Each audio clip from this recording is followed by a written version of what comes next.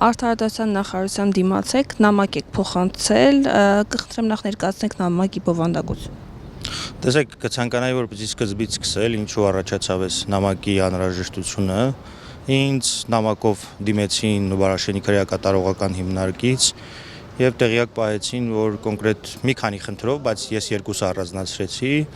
Առաջինը պատժախցերի անմարդկային վիճակն է, կոնկրետ լուսավորության բացակայություն, ջեռուցման բացակայություն, սովորական սանիտարահիգիենիկ պայմանների բացակայություն եւ ծառայողների անմարդկային վերաբերմունքը դատապարտյալների նկատմամբ, որից հետո ես տրամաբանորեն դիմեցի մարդու իրավունքների պաշտպանին, որ այսպիսի բան կա, խնդիր կա, ընդհանրապես ինչ կա այս խնդրի ուղղությամբ կատարված։ Մարդու իրավունքների պաշտպանը ինձ նամակով պատասխանեց, որ այո, ճիշտ եք ասում, այդպիսի խնդիր կա, անգամ հղում կատարեց 2024 թվականի իրենց զեկույցին, որտեղ որ նույնիսկ ավելին էր, քան Նուբարաշենի քրեակատարողական հիմնարկից ստացած իմ նամակի բովանդակությունը, որտեղ այնտեղ նաև Վանաձորում էր նշված դեպքը, որ եղել է։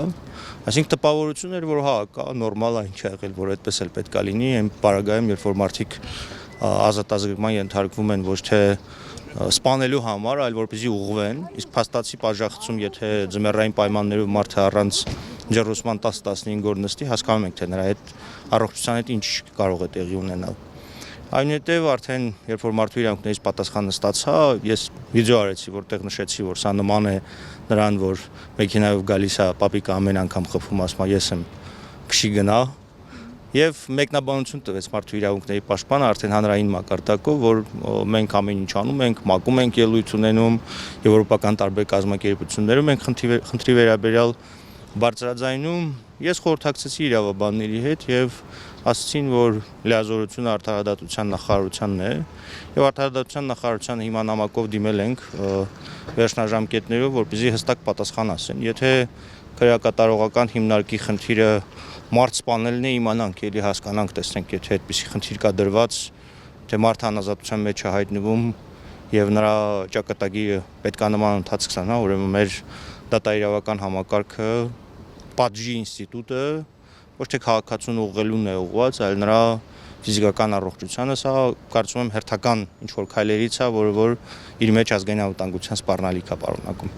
Ամեն դեպքում ինչ ակնկալիքներով եք եկել արդարադատության նախարարություն ու նախարարի մոտ, որովհետև մեկ ամիս առաջ, եթե չեմ սխալվում, նորից դեպք տեղի ունեցավ, հանրային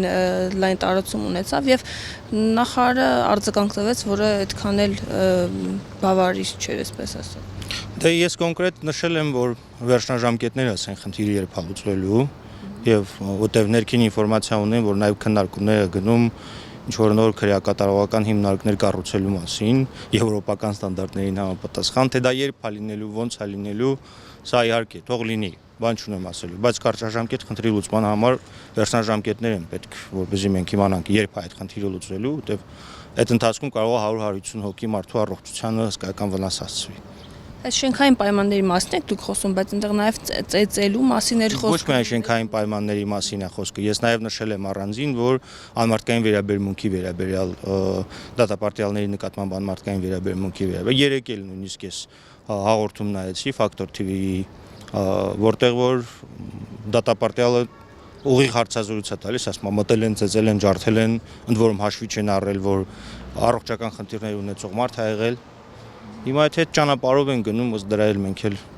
մեր անելիքները իմանանք։ Պատասխանը կգա, կհասկանամ, հետո արդեն ինչ տրամաբանությամբ պետք է առաջնորդվել։ Քանի օրաժամկետ եք տվել։